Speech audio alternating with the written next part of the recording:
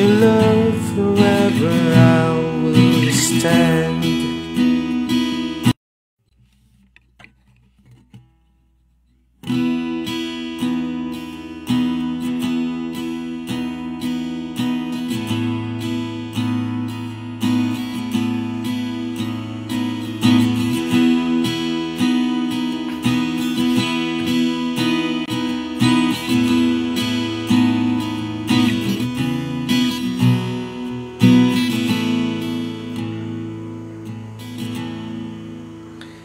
In the darkness of night, when fear tries to take my light, I hear your voice so clear, telling me there's no need to fear.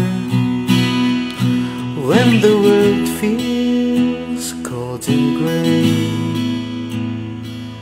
and hope seems so far away, I'll hold on to the words you say. You're my guide, my truth, my way. You are with me, I'm not alone. In your strength I found my home. Me up with your righteous hand. In your love forever I will stand.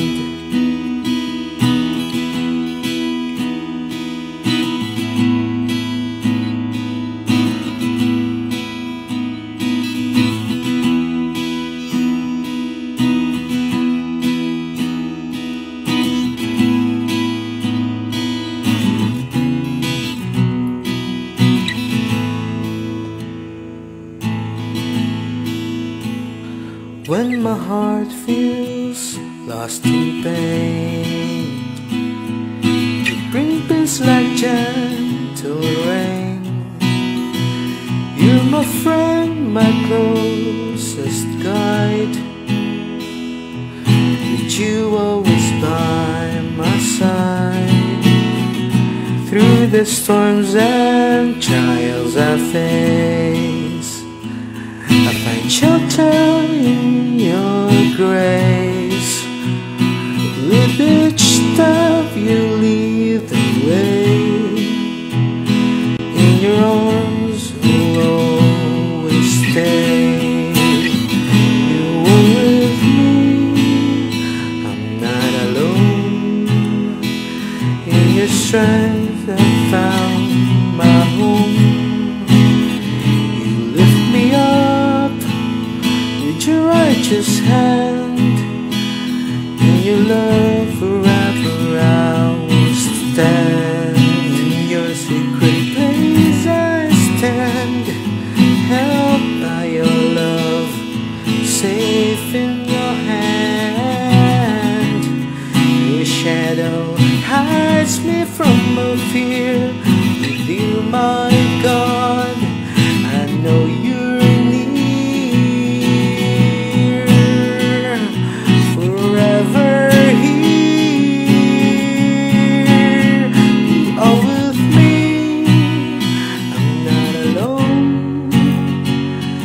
strength I found my home. You lift me up with your righteous hand. In your love forever I will stand. In your hands I find my rest. In your love I'm truly blessed. No fear, no doubt can take me down, for in your charge I wear my crown.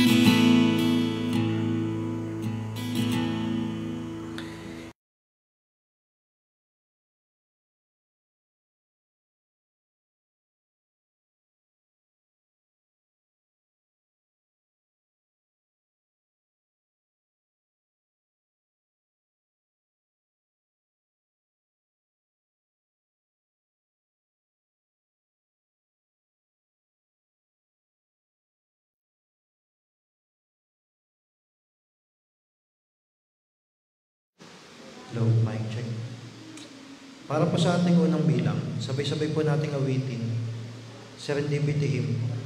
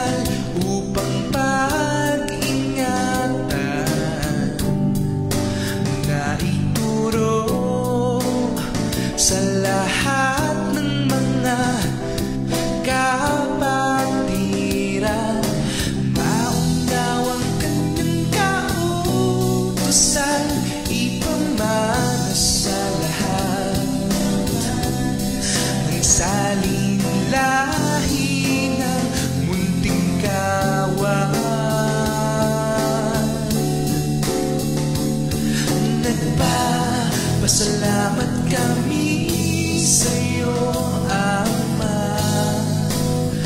nang walang hanggan.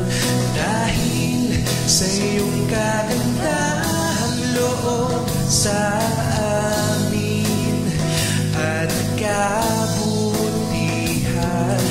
na binigyan mo kami ng mga ngaral na may mabuting kalooban at mga magulang na papatnubay sa amin sa daang bago. Aming lalakad.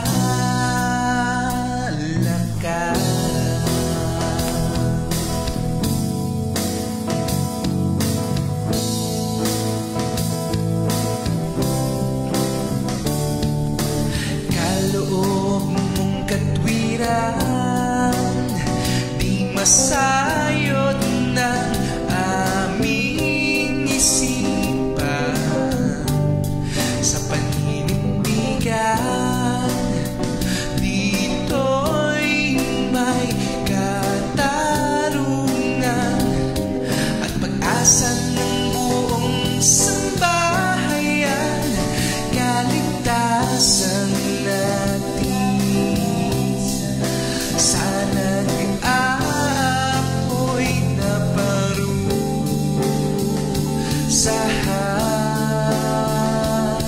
Nagpapasalamat kami sa'yo, Ama, nang walang hanggan. Dahil sa iyong kagandahang loob sa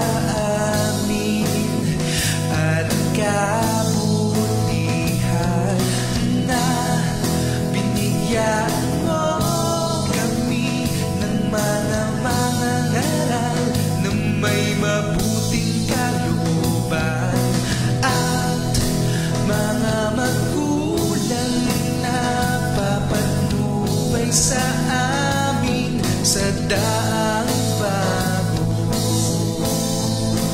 Aming lalakad.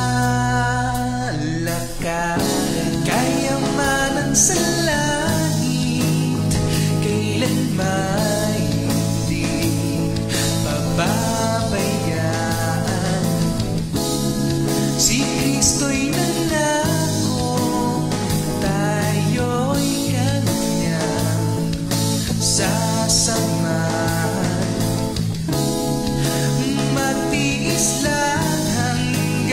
sa kamatayan.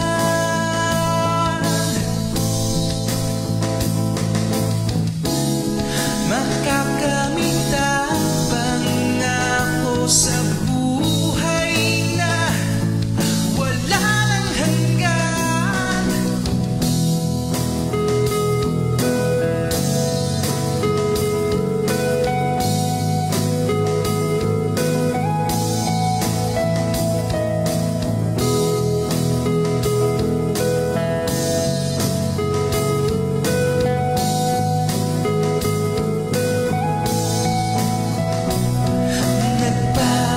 Nagpapasalamat kami sa'yo, Ama, nang walang hanggan. Dahil sa iyong kagandahang loob sa amin at kabutihan na binigyan mo kami ng mga mangaral na may mabuting kalooban, at mga magulang na papatnubay sa amin sa daang bago. Aming lalakaran.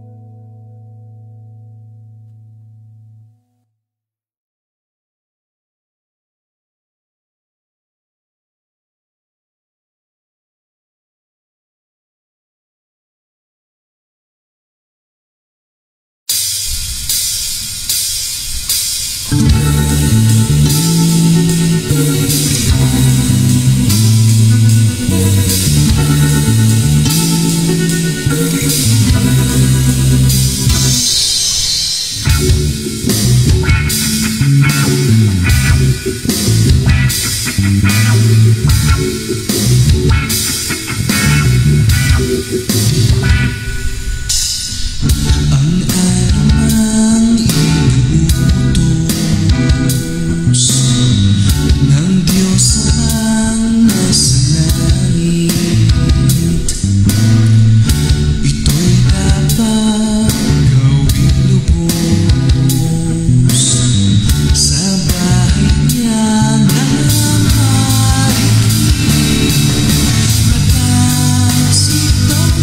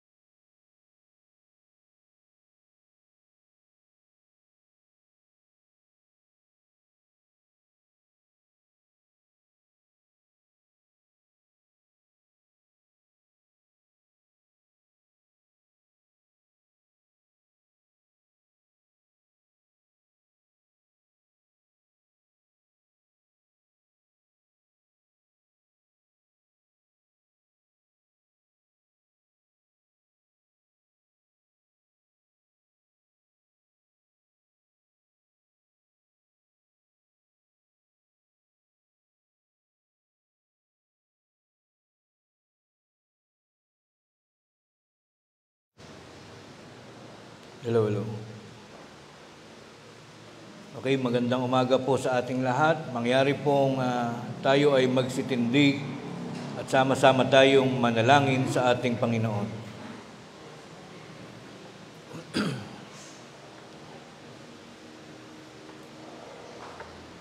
Sa ating mga dako ay ating pong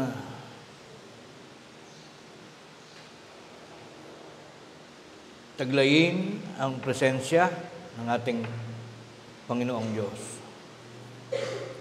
Ama naming Diyos na makapangyarihan sa lahat, sa araw pong ito ay muling biniyayaan mo kami ng mabuting pagkakataon upang kami ay muling mapisan sa pamamagitan ng aming mga pagpapahalaga sa tungkuling isinabalikat mo sa kalagayan ng bawat isa sa amin. Amang banal, matapos po na maluwalhating lumipas ang isang linggong panahon ng iyong mga pagpapala sa aming mga buhay, na kung saan ay patuloy mo kaming inililigtas sa lahat ng uri ng mga kapahamakan ng aming mga buhay, mula sa mga bagay na nakalilikha ng mga kalungkutan at mga hindi mabuting kapalaran. Kami po ay sama-sama ngayong naglalakip ng aming mga pasasalamat at nilalayon ng iyong mga anak na maiparating sa iyong dakilang kaitaasan ang aming mga taos sa pusong mga pagtanaw ng aming mga kautangang loob. Salamat po, Panginoon, sa lahat ng mga pagkakataon ng aming buhay na kami ay patuloy na nalalayo sa mga tukso at alinmang uri ng mga bagay na sa isang iglap ay makapagpapatapos ng aming mga taglay na hiram na buhay.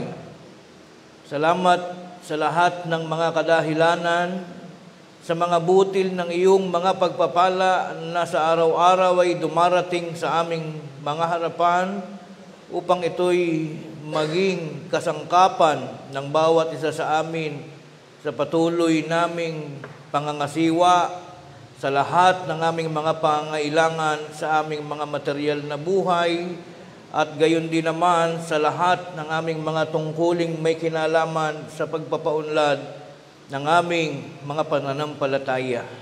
Sa umagang ito, kami ay napipisan sa iba't ibang mga dako at nagkakaisa ang aming mga kaisipan, ang aming mga damdamin at ang aming iisang layunin na maisagawa namin ang araw ng aming pananambahan at pakikipagkatipon upang sa pamamagitan nito ay aming muling maipakita sa iyong dakilang paningin ang aming mga nananatiling mga katapatan, ang mga nananabik naming mga puso at damdamin na sa araw na ito ay naghihintay na muling makarinig ng iyong mga payo at ng iyong mga aralin na sadyang amin pong kinakailangan upang ito'y maging pamantayan, sanggunian ng aming mga pagdadala ng buhay patungo sa iyong nilalayon na ang bawat isa sa iyong mga anak ay palagi ang makaganap ng lahat ng mga bagay na hinahanap mo sa aming mga pagdadala ng buhay.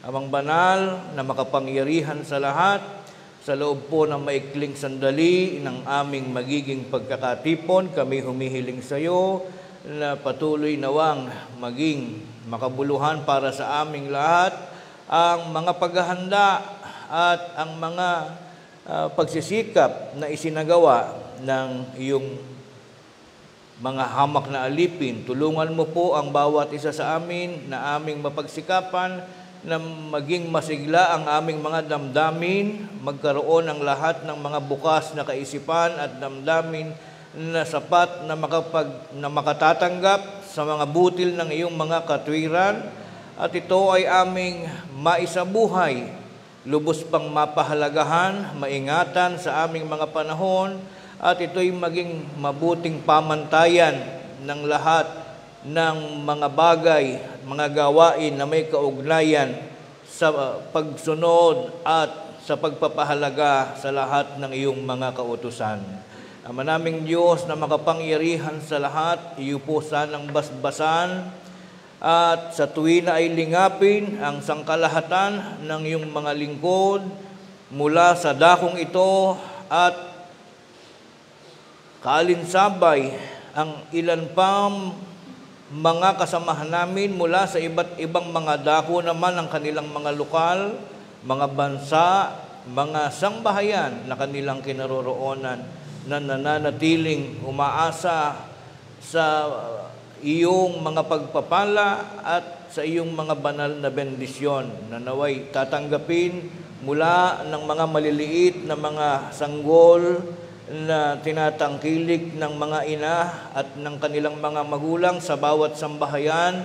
Gayon din ang pangangasiwa ng pag-iingat at mga paggabay sa lahat ng mga kabataan na lubhang mahalagang bahagi din ng iyong iglesia, at iyo rin pong pakinggan ang mga dalangin ng mga magulang at ng mga katandaan, lahat ng mga mangangaral na iyo pong itinalaga na manguna sa bawat lokal na aming kinaroroonan. Pagpalain mo po kaming lahat, gayon din ay dinggin mo, Ama, ang mga panalangin ng mga kapatiran o ng bawat isa sa amin, na maaaring sa mga sandaling ito'y hindi rin nakaiiwas na dalawin ng iba't ibang uri ng mga karamdaman na tanging ikaw lamang, Panginoon, ang siyang tunay na Diyos na dakilang manggagamot na maglalapat ng mga lunas at mga kagamutan, kagalingan at panunumbalik ng aming mga nanglulupaypay na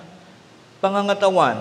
Patuloy mong biyayaan kami ng pag-asa sa aming buhay, maging mapayapa nawa at patuloy na maging maunlad ang lahat ng aming mga minimithing mga gawain, habang kami naman ay nananatili, tumitiwala, humihiram sa iyong banal na pagpapala ng aming mga panahon at ng aming mga kalakasan.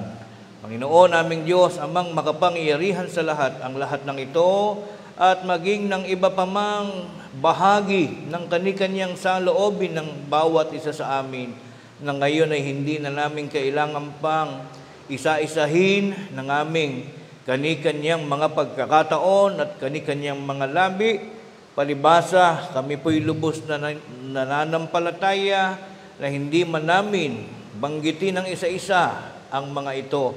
Ito na may pawang ipagkakaloob mo sa amin sa pamamagitan ng iyong dakilang pamamatnubay at ng iyong banal na kapangyarihan.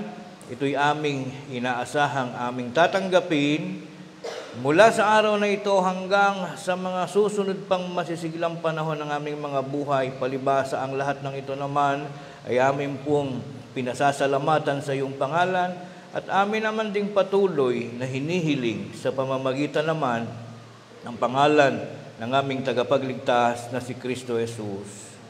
Amen. Hindi ba na ako? Sira yung ano. Balik mo muna.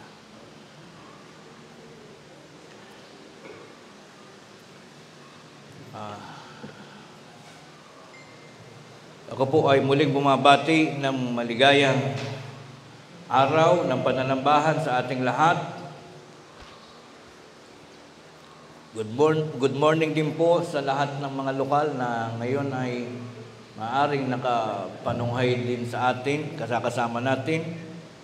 At lalo naman din ang mga kasamahan natin sa iba't ibang mga bansa, ang ating mga kapatid sa OFW Group, sa lokal ng Santa Maria, Bulacan at Tungkong Mangga, sa Taguig, Talanay, sa Tarlac at sa iba pang mga karatig lugar na katulad po natin ay masiglang nag-aantabay sa pagganap ng araw ng pananambahan. Nais ko munang banggitin ang mga pangalan ng mga kapatid na naglalakip ng kanilang pasasalamat mula sa iba't ibang mga lokal at mga bahagi ng bansa.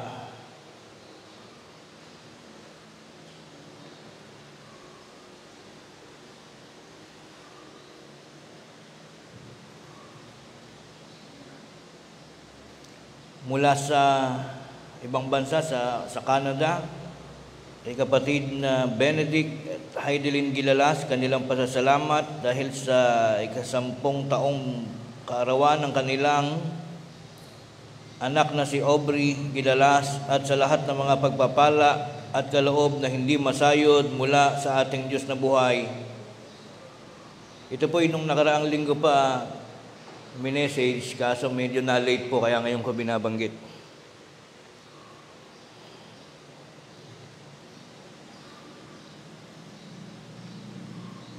Mula naman kay Brad Samuel Andal, ako po ay maghahain ng lakip na pasasalamat para sa kanyang kaarawan, sa aking kaarawan, noong 8 ng Pebrero 2025, at sa lahat ng mga kaloob ng Diyos na buhay sa kanyang buhay. Siya ay nagdiriwang ng kanyang ika-58 taong kaarawan, Brad Samuel Andal. Mula naman sa lokal ng Buhay na Sapa, nagpapasalamat si kapatid na Ricardo M. Dinglasan. Pasalamat sa pagsapit ng kanyang ika-81 taong kaarawan sa mga kagandahang loob, pagpapala, kalakip, ang pagpapasalamat sa pagkakasilang sa Espiritu. Sino pa ba, Brad Brian, yung sinend mo?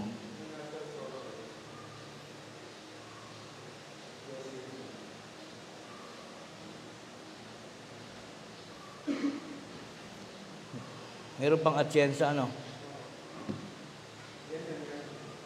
Mula sa lokal ng Medina, Magallanes, Cavite, lakip na handog pasasalamat sa dakilang Diyos dahil sa pagpapala, kaligtasan, muling pagsapit ng kaarawan.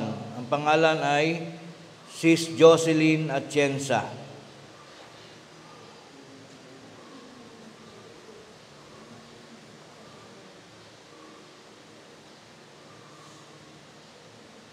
O yun nga po. Wala na. Okay, yun po ang mga pangalan ng mga kapatid nating naglalakip ng pasalamat. So welcome back ulit tayo sa ating mahalagang gawain. Tayo po ay nasa ika-3 Sunday na. So isang linggo na lang ay maglilipat na naman ang mga buwan. Ngayon po ang ating tatalakaying paksa sa loob ng maikling oras ay isang paksang pinagsikapang sinupin, balangkasin gamit ang mga mahalagang talata sa banal na kasulatan. Pinagsikapan po ito ni Brad Reynante Santiago, ang ating pong administrative minister. Ang pamagat po, gaya ng ating mababasa, mula po ito sa mga pangungusap sa banal na kasulatan. Ang pamagat, ang mga pulo na maghihintay sa kautusan ayon sa patotoo ng Biblia. Ulitin ko po, ang mga pulo na maghihintay sa kautusan ayon sa patotoo ng hula. Ang topic na ito, mga kapatid, ay may malaking kaugnayan sa kung paano ba lumitaw, paano nauso yung salitang relihiyon. Alam po natin ng mga lumang nagdaan taon nang lumipas, nung ang mga Pilipino, ating mga ninuno na mga unang natira o nabuhay sa kapuluan ng Pilipinas, ang alam ng ating mga ninuno noon, ang ating mga nagpasimulang lahi sa Pilipinas, ang alam nila ay tayo lang ang tao sa mundo. lahat ng bansa, lahat ng lugar, sapagat hindi pa noon na tutuklasan yung tinatawag na mode of transportation. Ang mga tao noon ay hindi pa nakalilipat ng bansa sa bansa o pulo sa pulo. Natural lamang na ang isipin ng tao, sila lang ang tao sa mundo. Until nagkaroon ng progreso o pag-unlad ang kaisipan ng mga tao, isang araw na lang noong mga lumang kapanahunan ay ang Pilipinas ay nakaranas ng pagdayo o pagdalaw ng ibang mga lahi. Alam niyo po, according sa history, hindi lamang Kastila ang kauna-unahan ditong nakarating. Sinasabi naman kasaysayan na nakarating din ang mga Muslim, ang mga Arabo dito sa Pilipinas, nakarating ang mga Chinese, at sa mga huling bahagi ay nagkaroon ng matagal na pagtigil, pagtira dito sa Pilipinas ang mga Kastila na umabot ng 300 taon. Kaalinsabay ng pagdating ng mga Kastila ay ang pagpapakilala din ng tinatawag na relihiyon. Noong unang panahon, ang Pilipino may sariling style ng pananalig. Kahit na wala pang development o tinatawag na kaalaman tungkol sa Panginoon, tungkol sa sinasabing Diyos, ang mga Pilipino noon ay may tinatawag ng bathala. Katutubo sa damdamin ng Pilipino na tayo ay may utang na loob, meron tayong bahagi ng damdamin ng Pilipino na may sinusukuan tayong bathala na may gawa ng lahat ng mga hiwaga na nakapaligid sa atin. Pangunahin na yung ating buhay. Mahirap gawin yung buhay. At sa pagdating ng Biblia na dala-dala ng mga dayuhang tagapagturo, doon namulat ang ating lahi sa tinatawag na usapin tungkol sa Hesukristo, tungkol sa Diyos at sa bayang banal at sa lahat po ng ating pinag-aaralan ngayon. Ang nagiging suliranin sa pagdami ng lumilitaw ng mga relihiyon, ang bawat isa ay umaangkin na sila daw ang tagapagpatuloy ng tunay na iglesia o samahan na pinasimulan ni Kristo. Kaya iyan po ang ating tatalakayin ngayon. Ano ba ang katotohanan na ang pulo ng Pilipinas ay kasali din sa iniibig ng Diyos? Ang ating mga ginagawa tuwing linggo, ang ating mga pagsamba, pananalangin at mga bahagi ng ating paghahandog ay totoo kaya na nakararating sa Diyos? Mayroon bang kabuluhan lahat ng ating mga ginagawa? Ang ating kayang mga pagsisikap ay nasusulat din sa Biblia? Gayong ang ating ang pangalang Pilipinas ay hindi naman nasusulat sa Biblia. Kadalasan ang nasusulat lang sa Biblia, nababasa yung Israel. So paano natin ngayon bubuhayin sa ating mga damdamin yung kasiglahan na tayo man, kahit hindi nakasulat ng letra por letra yung pangalan ng Pilipinas sa Biblia, ay naging bahagi tayo ng kaganapan ng hula na ang mga pulo sa buong mundo, including sapagkat ang Pilipinas po itinuturing na archipelago o barkadahan ng mga pulo. Pag sinabing archipelago, grupo ng mga pulo. Ngayon sa Biblia may sinasabing ang mga pulo sa daigdig ay maghihintay ng kautusan ayon sa patutuo ng hula. At yung naganap sa ating pong kasaysayan ay ito na ang kaganapan na nakarating na sa atin ang kautusan ng ating Panginoong Diyos. Bilang pagsisimula, babasa po tayo ng talata at ang ating tanong ay ganito: alin ang kautusang hinihintay ng mga pulo? Maraming utos. May utos ng iba't ibang mga naging hari. May mga utos ng iba't ibang kapamahalaan. Anong utos ba ang hinihintay ng mga pulo na magtuturo sa tao ng tamang pananalig o pananampalataya sa Diyos? Basahin po natin Galatia 6:2. Mangagdalahan kayo ng mga pasanin ng isa't isa at tuparin ninyong gayon ang kautusan ni Kristo. Dalawang klaseng pagtatalaga ng aksyon o gawain ang nakasulat po dito. Una, meron tayong individual na gawain sa buhay. Bilang ikaw ay karpintero, bilang ikaw ay doktor o iba't ibang mga gawain sa buhay. Merong sinasabi niya na individual necessity, individual activities. Bilang tayo po ay human being, hindi tayo nag-aasahan sa isa't isa. Obligasyon ng bawat isa na ganapin mo ang sang-ayon sa pangangailangan ng inyong sambahayan, ng iyong sarili, at itinuro po sa tao, sa lahat ng isinisilang na tao sa mundo, na sapagkat ikaw ay ibinibilang na tao, kasama ka sa census na isang lugar, ikaw bilang tao ay may obligasyon na iyo pong papasanin ang anumang obligasyon na nakatalaga sa iyo bilang tao. At aside from our everyday individual tasks and activities, bukod dyan, meron ka pang isa pang tungkulin. Ano po yun? Yung sumunod sa kautusan ni Kristo. Ang bawat araw sa loob ng isang linggo, hindi lamang puro pagsunod sa religion. Dito po sinasabi may dalawang buhay tayo, isang buhay material at isang buhay espiritual. Ang pinatutunayan po natin, mahalaga sa buhay ng tao ang merong kang pinapasan na kautusan, at ang kautusan pong iyan ay galing sa ating Panginoong Jesucristo. Dito rin nililinaw na ang kautusan na sinusunod sa huling panahon, dito po sa panahon ng Kristyanismo ay hindi na po kautusan ni Moises, at nilinaw diyan kautusan ni Kristo. Mahalaga po itong naririnig natin sapagkat ito po ay isa sa bahaging maaari nating ituro sa mga bata, sa ating mga anak.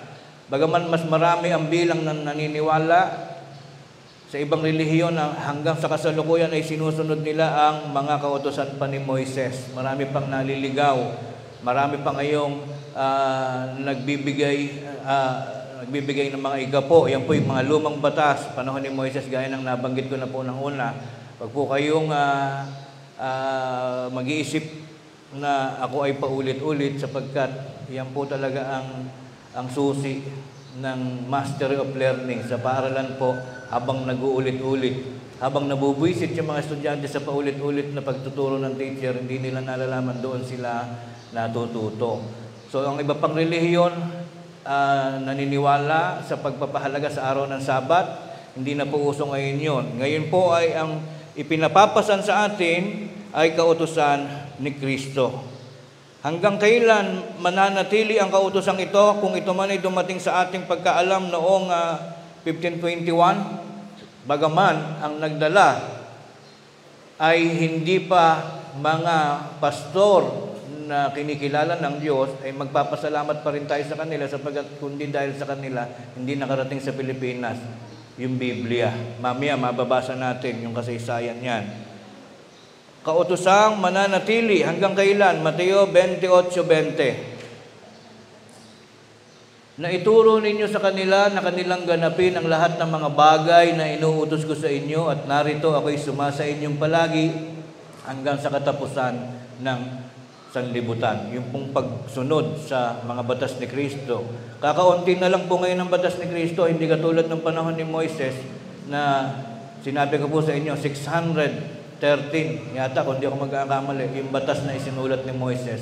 Ngayon, ang batas ni Kristo ay naka-comprise, naka-compact na lang po, naka-compress sa tatlong bagay. Yung bagay na may pag-ibig, pag-asa, at pananampalataya. Diyan na lang iikot ang ating kautusan.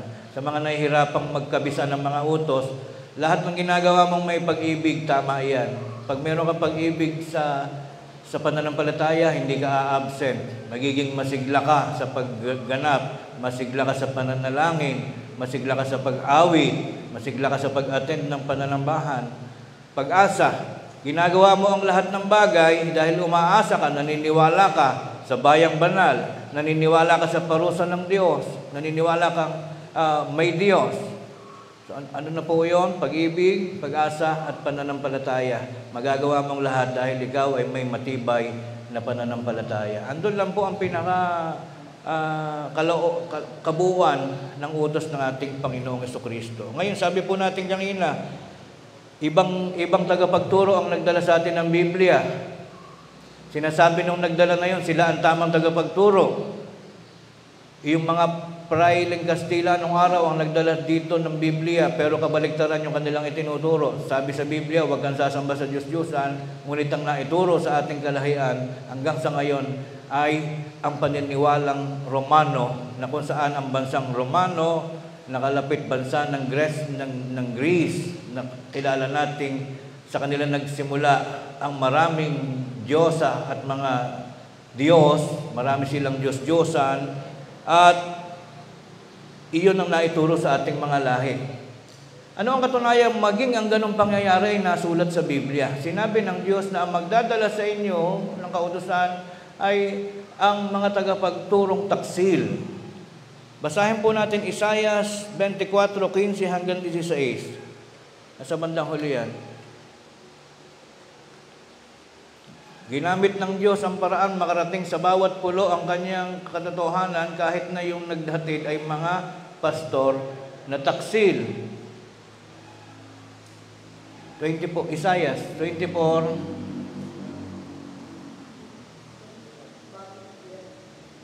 Taas mo pa. Yan. Kaya't luwalhatiin ninyo ang Panginoon sa silanganan. Then naging bahagi na po tayo ng hula. Kasama tayo sa silangan. Diba? Kahit nung elementary tayo tinatawag, nababasa natin sa ating mga libro, naririnig natin, tayo tinatawag na perlas ng silanganan. So, ang Philippines is part of Asia. Kasama tayo sa hula. Ang silanganan sa makatwid bagay ang pangalan ng Panginoon ng Diyos ng Israel sa mga pulo ng dagat. Sa bawat pulo within the whole world ay makatatanggap, darating ang pagkakataong makakakilala ng kautusan ng Diyos. Makikilala daw ang Diyos ng Israel, ang Diyos na dating nagpasimula ng pananampalataya, ng pagtuturo sa Israel, ay makararating din sa bawat pulo. Sino yung maghahatid? Mula sa kaduluduluhang bahagi ng lupa ay nakarinig kami ng mga awit. Kaluwalhatian sa matuwid, ngunit aking sinabi, namamatay ako. Kasi yung padala ng Diyos na kautusan, yung Biblia, nag-travel sila Magellan noon hanggang sa kaduluduluhang pulo ng mga dagat. Taglay, nakapaloob sa Bible ang lahat ng mga masusustansya at matatabang mga salita, subalit nararamdaman ng Diyos parang medyo naiiba yung layunin ng nagdadala. Namamatay daw at namamayat ako sa aba ko. Ang mga manggagawang taksil ay nagsisigawang may kataksilan. Ang utos sa mga manggagawa, dalhin ang Biblia sa iba't ibang lugar at ituro ang lahat ng tamang aral. Ang ginawa ng mga tagapagturong taksil, iba-iba ang tinuro.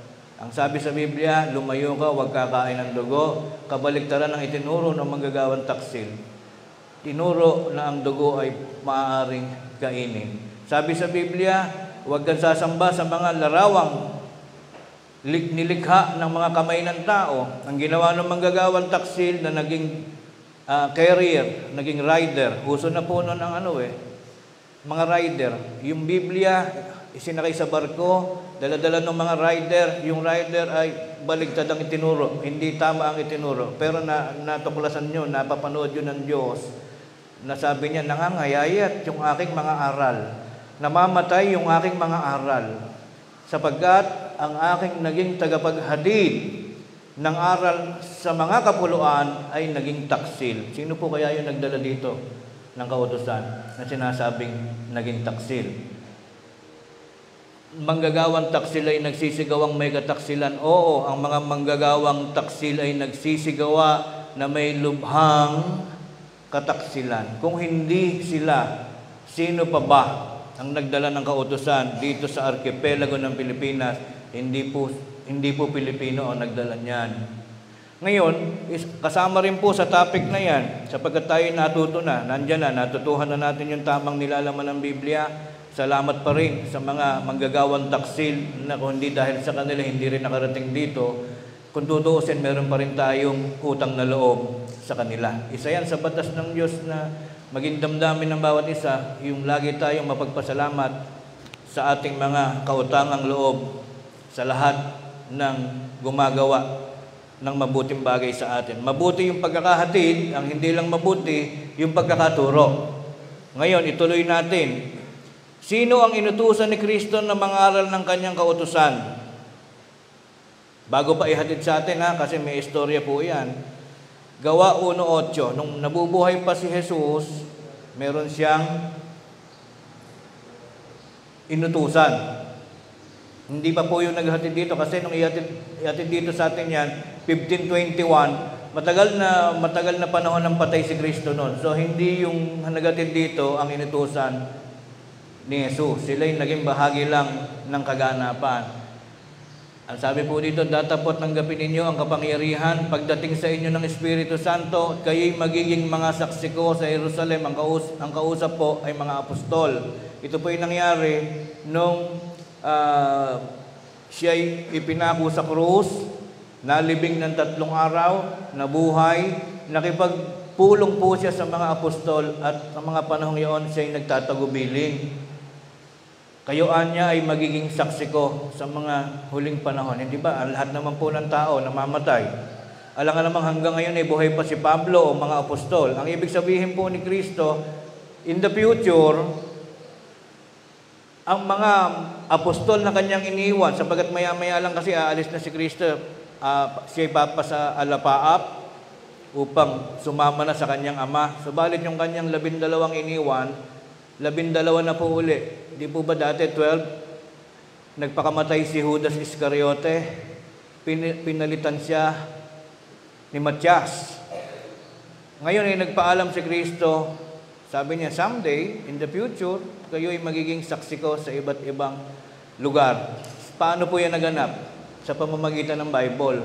Lahat ng mga pangyayaring nasulat, naging saksi sila, lahat ng apostol ay naging bahagi ng kasaysayan. Tunay nga naman na nung dumating sa Pilipinas, kahit patay na yung mga apostol, sila ang sumasaksi ngayon sa ating pagkakilala sa lahat ng pangyayari sa panahon ng ating Panginoong Jesucristo. Hindi na kailangang sila'y dumating pa rito ng buhay. Ang katalagahan na naganap, ang pagdating ng Biblia sa ating pong bansa, and actually hindi lang sa bansang Pilipinas, sa buong mundo ngayon ay kinikilala na ang Bible. Ang mga bansa lang na hindi kumikilala sa Bible ay ang mga bansang Muslim, sapagkat mayroon po silang ibang Biblia. Ngunit masasabi natin halos 90% na ng hula na ang mga apostol ay magiging saksi sa lahat ng mga bansa. Ngayon pong panahon na ito, as of 2025, halos 90% na ng buong mundo ay narating na ng Biblia. Kaya yung sinasabi ng iba, kayo ay iglesia sa Pilipinas, sa Bulacan. Sinasabi sa Biblia ay palaganapin ninyo ang utos ni Kristo. Kalatan ninyo ang buong lupa. Sila ay nagtatawa sa atin, pinagtatawanan tayo dahil bakit daw tayo hindi nangangaral sa ibang bansa. Mga kapatid, kung ating iintindihin ang naging katalagahan, ang Diyos po ang gumagawa ng pagkakataon para ang kanyang kautusan at katotohanan sa pamamagitan ng Biblia ay makarating sa iba't ibang mga bansa. Hindi po natin tungkulin na tayo ang mangaral sa iba't ibang mga lahi.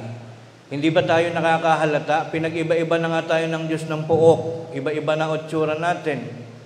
To top it all, pinigyan na nga tayo ng iba't ibang mga language para wag na tayong magkagulo na tayo ay magsisikap pang tuturuan mo yung Amerikano, tuturuan mo yung mga German, tuturuan mo yung mga Thailander. Hindi na po ganun. Sa simula pa lang ay ipinlano na, sinet up na ng Diyos sa maayos na kalagayan. Kung Pilipino kay diyan ka sa Pilipinas, kung ikaw ay Chinese ay diyan ka mag-focus sa China, ganun po ang nangyayari. Kaya sa atin po, isang hiwaga na kaganapan, ipinakisakay ng Diyos sa mga Kastila Kasi kung hindi gano'n ang mangyayari, alangan namang may puno, halimbawa, may buto ng santol, itinanim sa lupa, ang naging bunga ay Biblia, lalong parang katawa-tawa yung mangyayari.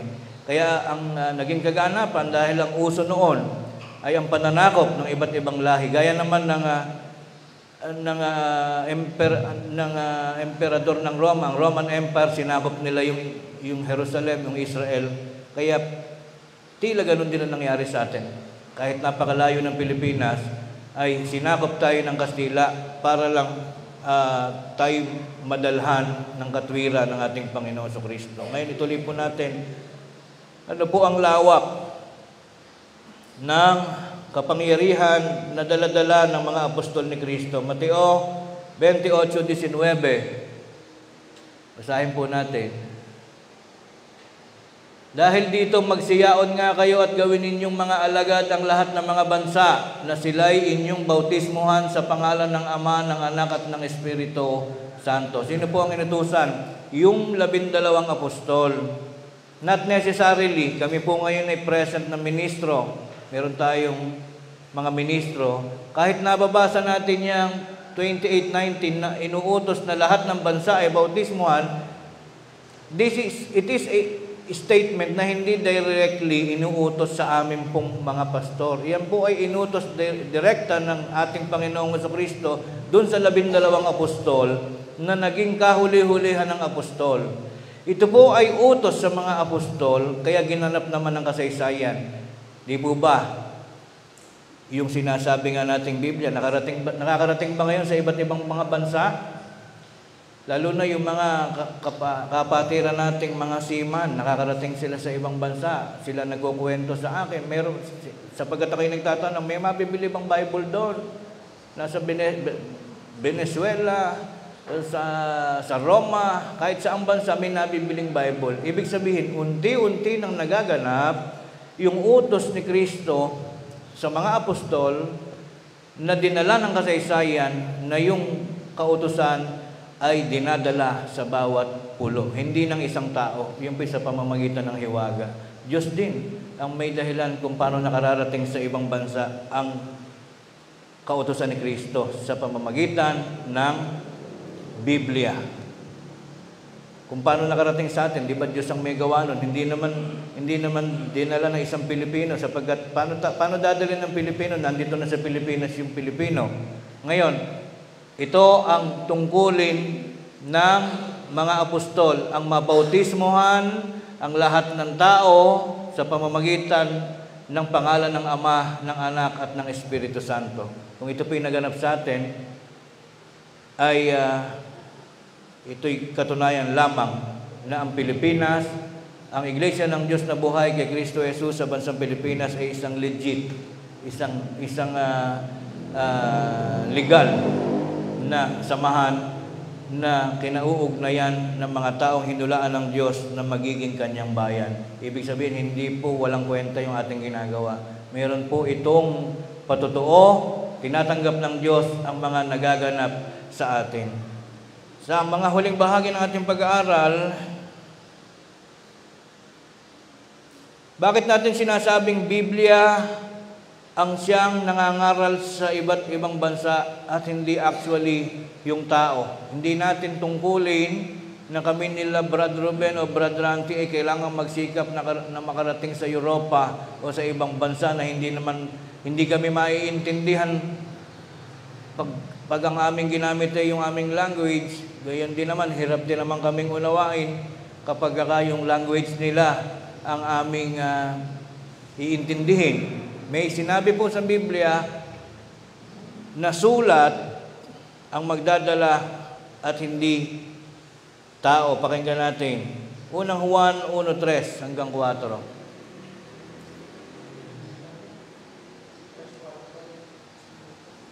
Unang Juan.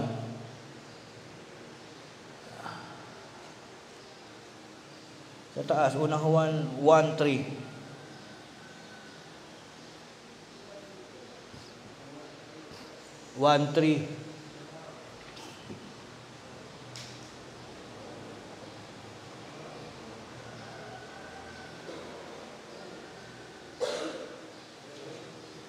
Babasahin ko na lang po dito.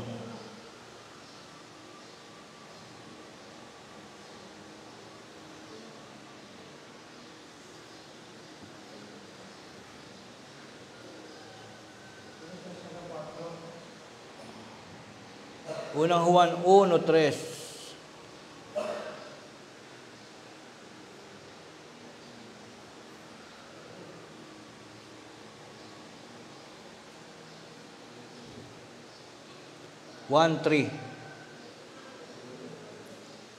Hintayin na natin sandali para mabasa natin.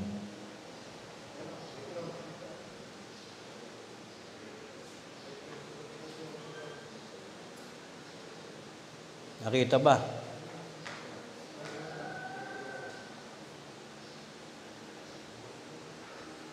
Hindi talaga pwedeng walang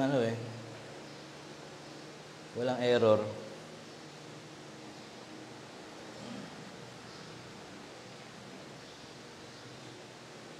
Malapit na po tayo magtapos.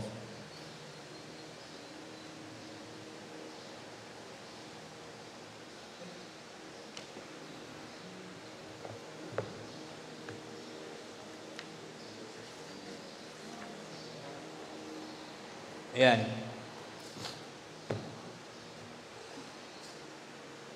Yaong aming nakita, ang nagsasalita po yung mga apostol. Ano po? Sabi nila, yung aming nakita, direct contact kasi sila ni Kristo eh. Nag-uusap sila ng ating Panginoong Kristo, yung kanilang actual conversation, yung itinuturo nila sa tao. Wala pa silang Bible noon. Ang Bible nila, mga sulat ni Propeta Isaiah, Ezra. Yung actual na pangyayari, sabi nila, yung aming nakita, aming narinig, kanino narinig? Kay Kristo. Direct conversation. Ikukwento naman ngayon nila sa mga kapatid. Hindi katulad natin ngayon, ang ginagamit nating source ay Bible. Nung time na yon, since walang Bible, kung ano yung narinig nila kay Kristo, yun namang sinasalita nila sa kapatid, binabalita. Upang kayo naman ay magkaroon ng pakikisama sa amin. Upang maugnay kayo anya, nakaugnay kami kay Kristo, umuugnay kami sa inyo, kayo naman ay mauugnay sa amin, sabi ng mga apostol. Oo, at tayo ay may pakikisama sa Ama, sa Kanyang anak na si Jesucristo. Kahit wala pang Bible noon, puro kwentuhan lang, direct conversation, ay may access pa rin sila sa Diyos at sa Panginoong Jesucristo. Ang tanong, paano naman tayo sa huling panahon? Ang naging sagot, at ang mga bagay na ito ay aming isinusulat upang ang ating kagalakan ay malubos. Paano nagkaroon ng Biblia?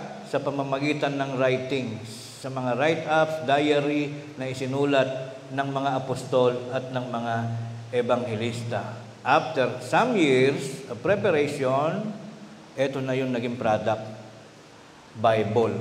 Kaya alam po ng katalagahan na hindi na kailangang makarating o pahabain pa ang buhay ng mga apostol. Para makarating po dito ang mga apostol, kailangan na maging buhay nila 3,000 years o 2,000 years. Hindi po mangyayari yun dahil namamatay ang tao. Kaya tama yung ginawa nila. Lahat ng pangyayari noong unang panahon, isinulat nila at yun po ang naging Biblia. Yan ang naging compilation ng story ng Kristyanismo at nakarating sa atin. Ang tanong, nagaganap na ba yung hula na ang kautusan ay makakarating sa mga pulo? Kung ibabatay po natin sa nangyari sa atin, masasabi natin na naganap na ang pagdating ng kautusan ng ating Panginoong Jesucristo sa ating lugar, sa ating bansa. Ngayon, sa ating huling panahon, sasagutin natin yung haka-haka o kaisipan ng iba. Ang sabi kasi ng sikat na religion ngayon, hindi ko masabi ng directly dahil nasa live tayo. Simpleng-simple lang tayong i-demand lang ngayon. Pero hindi naman po tayo naninira. May sikat na religion na sinasabi, nung mamatay daw si Kristo, sila daw agad-agad ang nagtuloy at idinidistribute nila sa iba-ibang bansa. Kaya daw ngayon, pinagtatawanan nila yung ibang religion sapagkat tayo daw ay fake. Sila daw talaga ang original na tagapagtuloy ng iglesia na iniwanan ni Kristo. Mga kapatid, bago natin simulan yan, nais kong ikwento sa inyo, kung wala kayong chance na magbasa ng Bible, after pong pamailan lang ni Kristo sa langit, yung mga apostol na iniwan niya, yung 12 apostol, isa-isa nang pinagpapapatay, yung iba'y pinupugutan ng ulo, yung iba'y pinapatay sa pamamagitan ng bato, until matagal pong naabolis, matagal na natulog, walang nagtuloy. Iyan po ay nawasak yung iglesia na itinindig ng ating Panginoong Jesucristo at hinulaan na lang niya na in the future ito'y sisilang na muli. Patutunayan natin yan dito po sa Gawa 1:6 patuloy hanggang 9. Gusto ko pong kayo ay makibasa din sa akin ng dahan-dahan. Narito po ang kwento. Nandiyan sa huli. Gawa 1:6. Daay.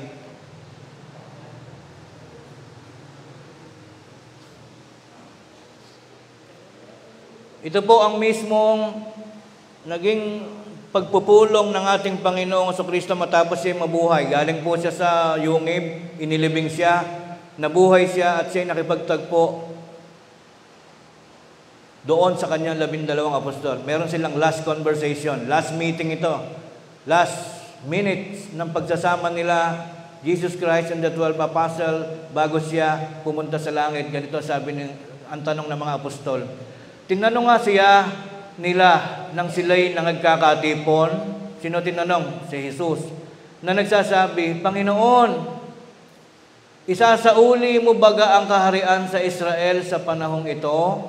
Doon pa lang mga kapatid, palawigin natin. Ibig sabihin, nawala na sa kaharian, ang relihiyon ng Diyos ay hindi na nagpapunction. Nawala ng capacity to manage, nawala ng capacity to function ang iglesia na nasa Israel, yung iniwan ni Kristo. So, pansamantala, wala na, abolish na yung iglesia ng Diyos na ibig sabihin, minana ng lahi ng Israel, wala na yon. Kaya tinatanong ng apostol, Panginoon, aalis ka, kaya ano mangyayari sa iglesia ng Israel, iglesia ni Jacob, iglesia ni Abraham? Sabi ni Kristo, sinabi niya sa kanila, sino kausap? Yung 12 apostle, 12 apostol, hindi ukol sa inyo ang pagkaalam ng mga panahon o ng mga bahagi ng panahon na itinakda ng Ama sa kanyang sariling kapamahalaan. Ano yung tinatanong? Paano ay ka mangyayari doon sa iglesia na nabuwal? Isasauli mo baga sa kanila? Ibig sabihin, kaya tinatanong ko isasauli, presently, during that time, nawala, nalusaw, nawasak ang iglesia ng Diyos. Kaya sinabi niya nun kay Pedro, sa ibabaw ng batong ito, itatayo ko ang aking iglesia. Ibig sabihin, yun ay pagpaplano na muling matatayo ang iglesia sa daigdig na ito. Ang tanong, kailan natayo? Nung ba mismong bago pumanik sa langit si Kristo? O right after pagkapanik, natayo ba? Ganito po sabi, hindi niya sinagot ng directly. Hindi sinabi ni Kristo na, oo, pag-alis ko, matatayo yan. Huwag kayong mag-alala at yan ay hindi nawawala. Pwedeng ganun ang sabihin ni Kristo, pero puzzle, very nakaka-puzzle, nakakahiwag, pagtaka. Medyo malawak, hindi masyadong malinaw. Hindi natin sinasabing malabong magsalita si Kristo. Ang ibig sabihin, yung naging sagot ay hindi directly na nung siya umalis, ay effective pa yung iglesia na kanyang tinubos. Sapagkat mismo yung apostol ang nagtatanong, Panginoon, ibabalik na ba natin uli yung nabuwal na iglesia ng Israel? Kasi buwal nga nawawala. Lahat ng tao, ang mga eskriba, ang mga pariseo na dating mahuhusay na tao ay mga nagkamali na ang pananampalataya. Sa katotohanan mga kapatid, lahi ng Hudyo, lahi ng Israel ang nagpapatay sa kanya, ang nagpako sa kanya yung mga Hudyo din. Yun yung mga, nung unang panahon, ay mga lingkod ng Diyos na lahi ng Israel. Nagkagulo hanggang sa napatay siya. Sabi ng mga 12 apostol, paano po mangyayari sa iglesia? Tuloy-tuloy pa po ba to? Sabi nga nung relihiyon ngayon na nagyayabang sila daw ang nagtuloy, mahirap patunayan sila nagtuloy. Kasi nung pumanik si Kristo, patay yung iglesia. Wala. Hindi sinabi ni Kristo, right after siyang pumanik sa langit ay magpapatuloy yung iglesia. Dito ay nakakapasel yung sinabi niya. Sabi, hindi ukol sa inyo makaalam ng panahon.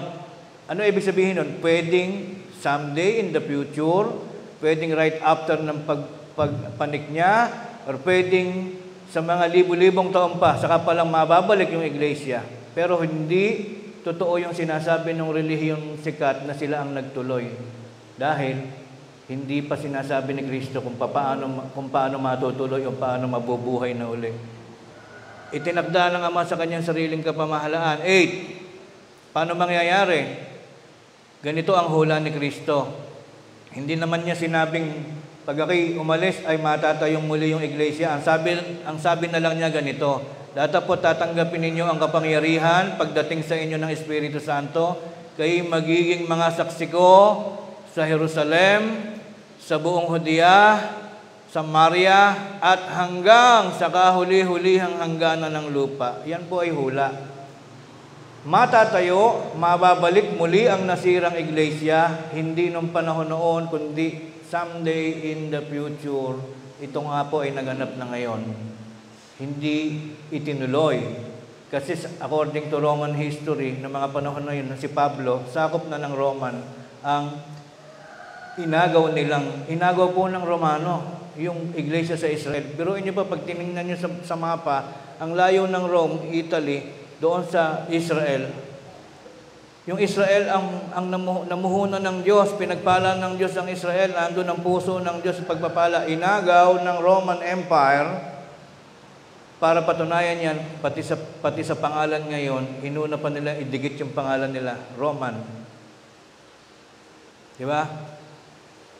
Sa Diyos yung iglesia, tapos papangalan mo Roman. May alam ba kayong iglesia nga umpisa ay Roman? Meron yata tayo pag hinanap nyo. Doon pa lang pag-agaw sa karapatan ng Diyos. Iglesia yun ng Diyos, tapos ipinangalan mo yung lahi mo doon. Kumbaga, gawin natin Philippine Eagle. Yung pag-aari ng Diyos, nauna mo pang ipinangalan yung pangalan ng lahi nyo. Kung di ba naman, iba ang interest mo doon sumikat ang inyong emperor, ang inyong bansa, hindi para makilala ng tao ang Diyos, kundi para pasikatin yung kanilang lahi.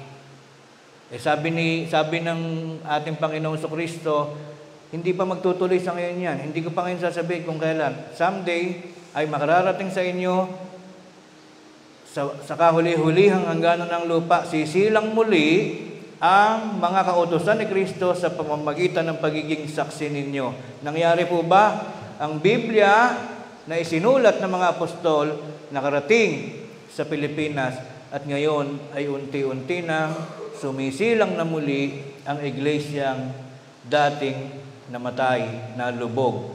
Iglesyang nawasak, sinira ng mga unang naglingkod. Kaya nga po ang pangalan ng iglesia ng Diyos na buhay, Kristo Jesus, haligi at suhay. Bakit may haligi? Pinagtatawanan nga ng iba, ba't kang haligi? Di ba ang hinahaligihan ay yung bahay na mabuhay? Yung pag bumabagyo ay laging gumigewang? Ang haligi ay poste Bakit may suhay?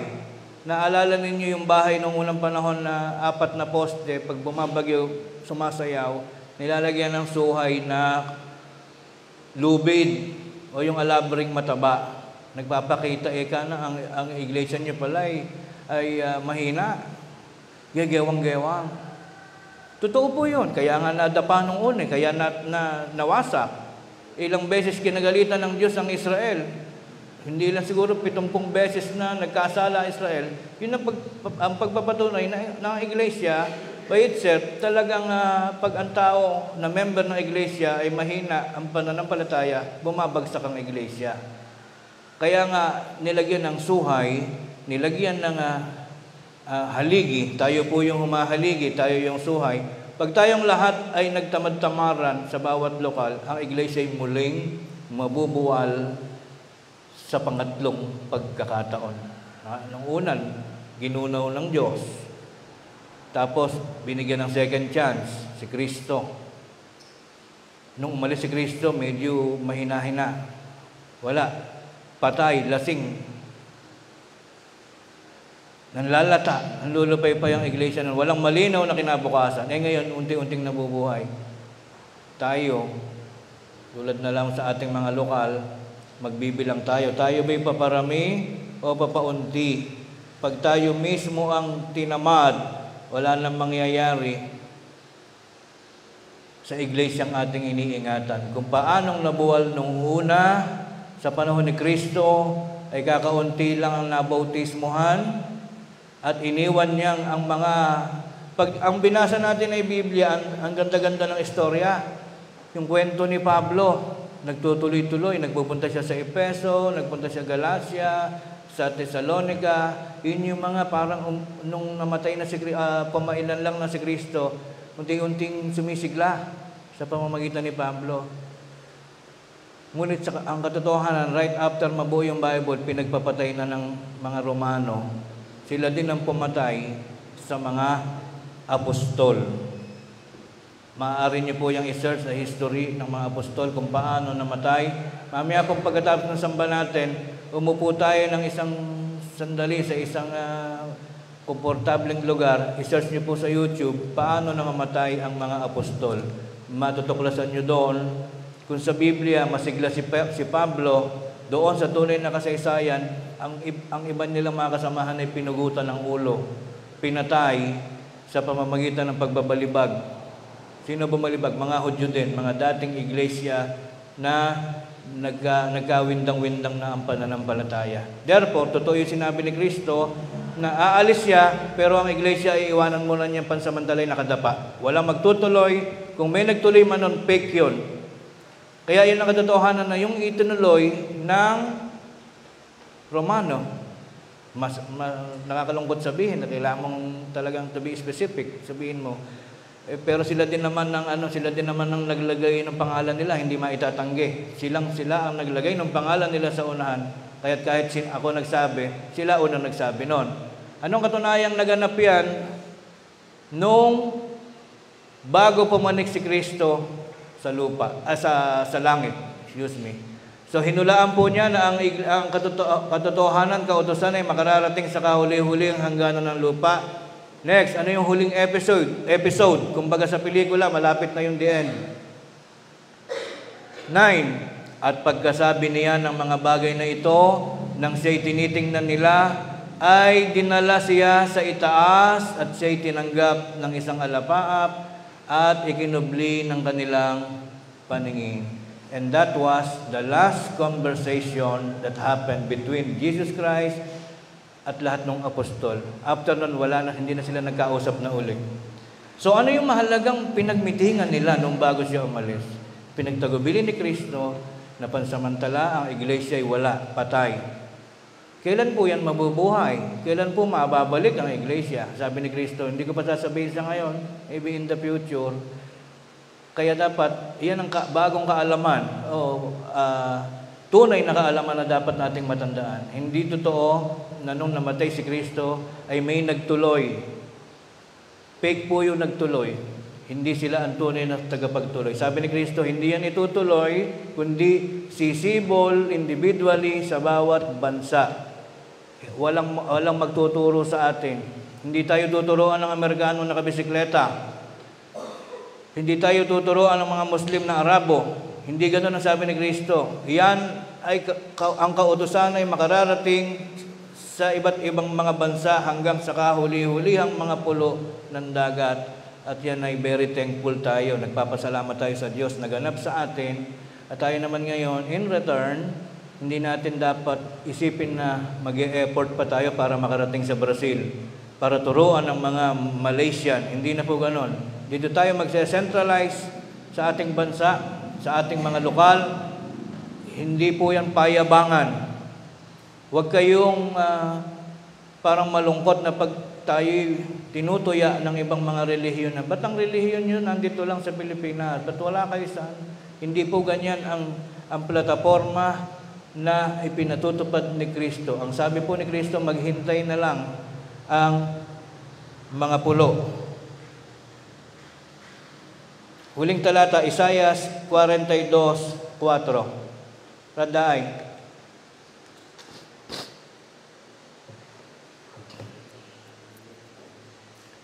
Siya ay hindi manglulupaypay.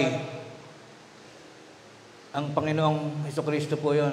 Siya ay hindi manglulupaypay o maduduwag man hanggang sa maitatag niya ang kahatulan sa lupa at ang mga pulo ay maghihintay sa kanyang kautusan. Diyos po ang bahala. Hindi po kami ang kailangang mag-ipon ng pera para kumuha ng visa, makarating sa Amerika at magtuturo. Pagtatawanan lang po kami doon. Yung mga ibang religion ngayon, mga Pilipino, pupunta sa ibang bansa, sinasabi nila na kami ang anak ng Diyos, kami tagapagturo. Kaya nagtatawa yung ibang bansa. Ang sabi, ano ibig niyong sabihin? Ang magiging tao lang sa bayang banal, puro Pilipino lang. Yung isang sikat ding relihiyon na nagtuturo na si Kristo ay tao, ang kanilang paniniwala, sila tagapagligtas ng buong mundo. Kaya pagdating nila ng ibang bansa, pinagtatawanan sila. Ang yayabang ng mga Pilipino, sila ba tagapagligtas ng buong mundo? Talaga pong gano'n ang aabutin nating sistema. Pagtatawanan tayo ng ibang lahi para bagang napakayayabang natin na tayo tagapagligtas. Actually, maliligtas po ang Pilipino sa pamamagitan ng kapangyarihan ng Diyos. Sabi niya, ang mga pulo ay maghihintay. Tayo po ay naghintay na matagal-tagal. Ang pulo ng Pilipinas ay naghintay hanggang sa naganap ang hula at ang katalagahan sa pamamagitan ng mga pangyayari. Paano man nangyari? Si kapatid na Abilino daw galing sa kabila kay Nicolas Perez. Si Nicolas Perez naman galing kay Chopilo Ora. Si Chopilo Ora galing daw sa Iglesia ni Cristo. Iglesia ni Cristo galing sa mga Sabadista. So on and so forth. Iyon po ay pangyayari parang isang sinelas na kung saan tinangay ng agos ng ilog hanggang sa napunta sa isang taong nangangailangan ng sinelas. Hindi po rason kung sino nagdala, hindi tinatanong kung paano napunta. Ang ipagpasalamat natin kung sino man ang may dala ng Biblia, thank you very much. Kahit mali yung tinuturo nyo, at least thank you pa din kasi kayo ang nagdala ng Biblia sa Pilipinas. Kaya tayo po yung ating pagsasama-sama, pinaniniwalaan po natin galing sa Diyos ang katalagahang ito. Natapos ang paghihintay ng pulo ng Pilipinas upang ating makilala sa ating buhay ang ating Panginoong Diyos at ang ating Panginoong Hesukristo. Nagtatapos po tayo ng ating pag-aaral at kayo po ay muli kong inaanyayahan na magsitindig at tayo muling mag-ukol ng pasasalamat, pagtatagubilin sa ating Panginoon.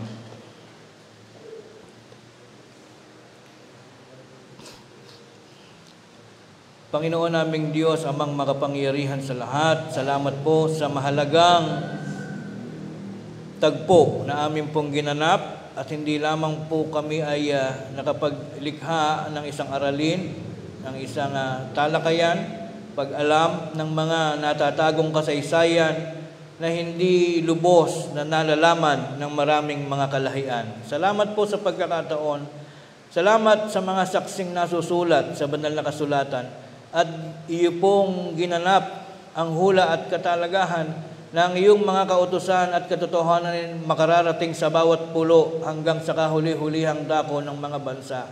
Salamat sa pangyayaring ito at ang iyong mga katotohanan ay naging bahagi ng aming pananampalataya, bahagi ng aming pag-ibig, pag-asa at katatagan na aming pong pinagsisikapan sa araw-araw. At salamat din sa mga katotohanang isinulat ng iyong mga kahuli-hulihang saksi na dahil dito'y aming pong nakilala ang mga tunay na pamantayan ng buhay, kung papaano ang bawat isa sa amin ay magsisikap sa araw-araw ng aming mga pasaning, mga gawain at kaalinsabay nito'y may tungkulin din kaming paglilingkod sa iyong dakilang pangalan at nagkakaroon kami ng malinaw na pag-asa na sa dakong huli ng aming mga panahon, kapag kami tinawag mo na sa mga malamig na hantungan ng aming mga buhay, kami na may aasahang pang isang panibagong buhay, ang pagtanggap namin ng pangako mo pong buhay na walang hanggan. Panginoon naming Diyos, amang makapangyarihan sa lahat, pagpalain mo po at dinggin ang lahat ng mga pasasalamat, pagkilala ng mga alipin mong ngayon ay naglalakip ng kanilang pagluwalhati at pagdakila sa iyong pangalan sa pamamagitan o bunga ng iba't ibang mga kadahilanan. Pagpalain mo nawa, Panginoon, ang lahat ng kapatid na naglakip ng pasasalamat dahil sa pag-alaala sa araw ng kanilang kapanganakan at maging ng iba pang mga kadahilanan. Pagpalain mo po kaming lahat ng mga alipin mo sa lahat ng mga lokal, mga bansa, ang aming mga kapatid sa kanilang mga sambahayan na kapiling naming gumaganap at gaganap pa rin sa araw na ito, ng araw ng kanilang mga paggunita at pananambahan, at ang pag-ibig nawa, pag-asa at pananampalataya ay lubos na maghari, at ang pagkakais ay lagi mo pong natatanaw at nadarama sa mga bisig at pagkakaisa ng aming pong magkakapatiran, hanggang sa kami naman ay patuloy mo pang pinahihiram ng aming buhay at ng aming mga kalakasan.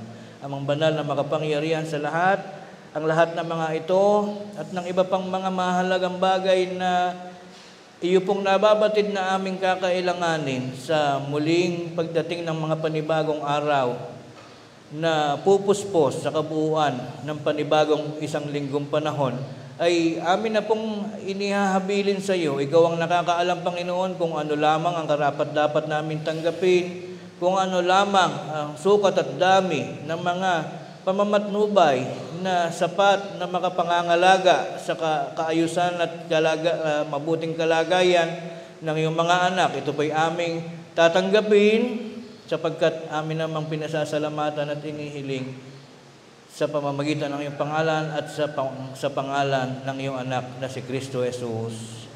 Amen. Sa dako po ng mga nagpasalamat ay kayo po'y magsitindig at inyong tanggapin ang basbas ng pagpapala ng Panginoon sa pamamagitan ng kanyang kinakasangkapang mangangaral. Ang mga kapatid na ang mga pangalan ay binanggit natin sa pasimula ng ating pagtitipon, kayo po'y magsitindig. Pagpalain nawa kayo ng Panginoon at ingatan kayo. Paliwanagin nawa ng Panginoon ang kanyang mukha sa inyo at mahabag sa inyo. Ilingap nawa ng Panginoon ang kanyang mukha sa inyo at bigyan kayo ng kapayapaan. Mari na kayong maupo. Umawit tayo, mga kapatid, ng awit ng paghahandog. Narito kami na iyong alipin at na pipisan sa iyong piling. Dalangin,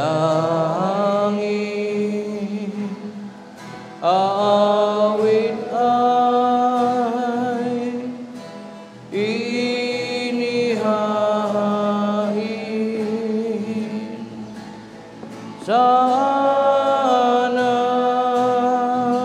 ay marapati.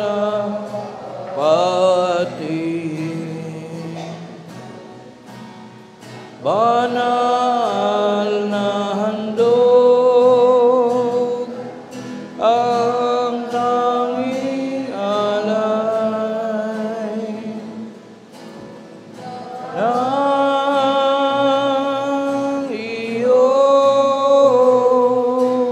lingkod ay bendisyonan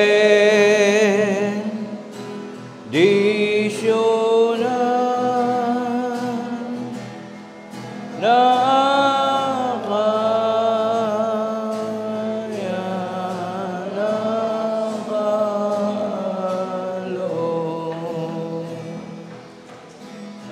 handog na ukol sa Espiritu ay tungkulin na lingkod ni Kristo upang ipahayag ang Ebanghelyo na kanyang ministeryo.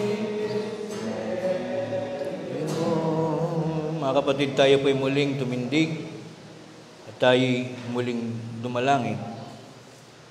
Panginoon naming Diyos, Amang makapangyarihan sa lahat, naririto po Amang Banal, ang isa sa mahalagang bunga ng aming mga pagtatapat. Narito ang salaping handog na ngayon ay sama-samang ipinagkakaloob bilang handog ng iyong mga anak. At bagaman aming nababatid na hindi man ikaw ang siyang tuwirang gagamit ng salaping ito ay aming pa ring inihahandog sa iyo, Panginoon. Pinapangarap ng iyong bayan na ito nawa ay magsilbing isang samyong kalugod-lugod na ngayon ay makararating sa iyong dakong sinapupunan upang ito'y maghatid ng karagdagang kapurihan at kaluguran sa banal mo pong pangalan. Iyo po sanang basbasan at pahintulutan ang salaping ito, patuloy na maging mabuting kasangkapan ng iyong pangasiwaan upang maitaguyod nito ang lahat ng pag-unlad, pagtustos sa mga proyekto ng iglesia, gaya ng mga pagawain, mga pagtulong sa mga kapatid, bunga ng iba't ibang mga kadahilanan. Ang ilang bahagi ng salaping ito'y patuloy na magamit ng iyong mga mangangaral sa mga panahon na sila'y naghahatid ng iyong mga aral at salita sa lahat ng mga lokal na kinaroroonan ng mga alipin mong tagapakinig sa tuwing sumasapit ang mga araw ng mga pananambahan. Ang ilang bahagi pa rin ng salaping itong aming tinitipon ay maging mabuting kagamitan din, kasangkapan ng iyong iglesia sa paghahanap ng ilan pang mga kaparaanan kung papaanong makatatawag pansin pa kami ng ilan pa naming mga kababayan at kaibigan, mga mahal sa buhay na gaganap sa katauhan ng mga kaluluwang naghihintay na makarinig ng iyong mga kautusan at sa pamamagitan nito'y magbago sa kanilang mga buhay. Makasama namin sila sa loob ng iyong iglesia, tumitiwala, nananampalataya sa iyong dakilang mga aral. Ama naming Diyos na makapangyarihan sa lahat, ang halaga ng salaping handog na ito ay ganap namin ngayong inihahandog at ipinagkakatiwala sa iyong iglesia sa pamamagitan ng kaalaman ng aming tagapagligtas na si Kristo Jesus. Amen. Tayo po'y umawit ng doxologia. Ang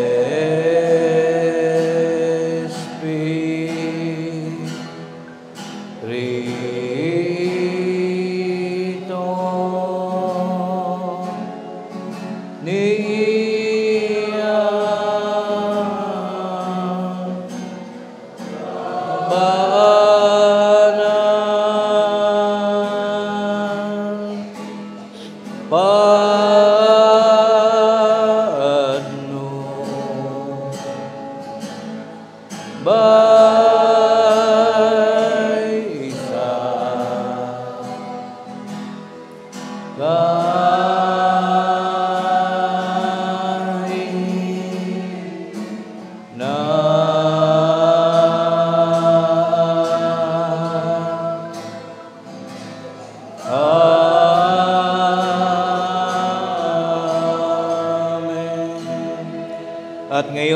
sa bisa ng karapatang minsang ipinagkatiwala ng Diyos sa kanyang kinakasangkapang mangangaral, naway tanggapin natin ang walang hanggang pag-ibig ng Diyos Amang sumasa mga langit at nawa ang kanyang biyaya at pagliligtas sa pakikilakip ng kanyang banal na Espiritu ang siyang patuloy pa ring maghari sa ating mga buhay mula ngayon at magpakailan paman. Marami pong salamat mga kapatid, hanggang sa susunod na linggo.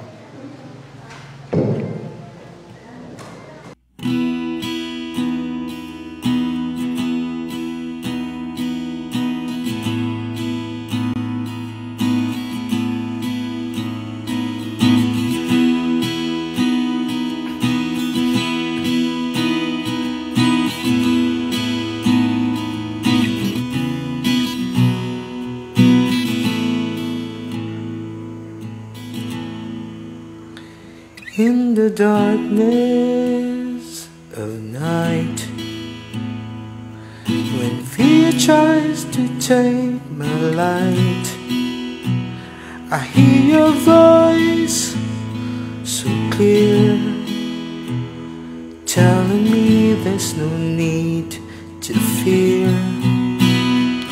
When the world feels cold and gray, hope seems so far away, I'll hold on to the words you say. You're my guide, my truth, my way. You are with me, I'm not alone. In your strength I found my home. Me up with your righteous hand. In your love forever I will stand.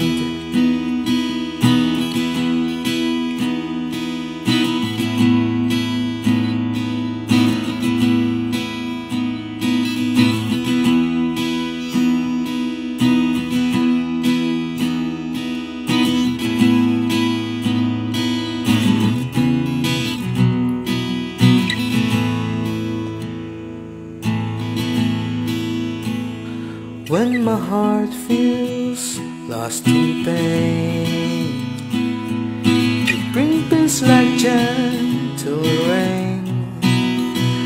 You're my friend, my closest guide. With you always by my side.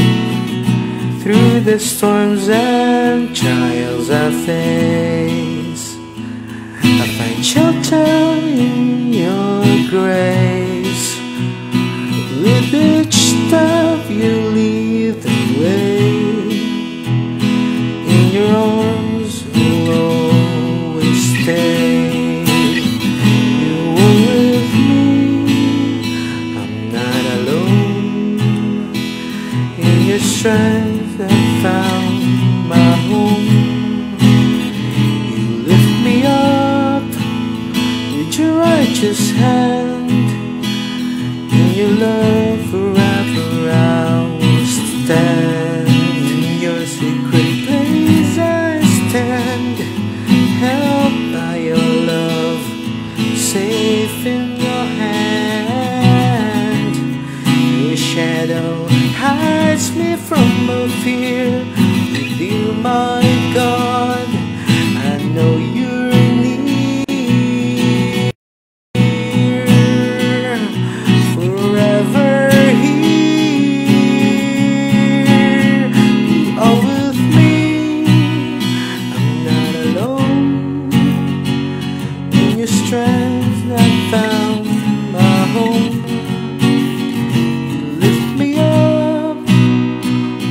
righteous hand.